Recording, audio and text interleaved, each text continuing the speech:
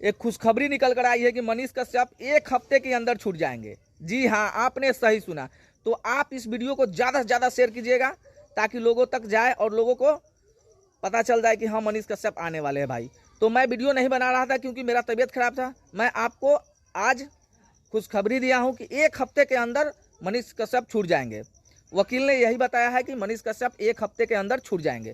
तो आप लोग ज़्यादा से ज़्यादा इस वीडियो को शेयर कीजिएगा, लाइक कीजिएगा, कमेंट कीजिएगा ताकि लोगों को पता चले कि हाँ हम लोग मनीष कश्यप के सपोर्ट में हैं। और जैसे हम लोग तमिलनाडु से उनको छुड़ाए हैं, हम लोग बिहार से भी उन्हें छुड़ा दिए हैं। अब एक ही काम करना है कि उन्हें सीएम बनाना है।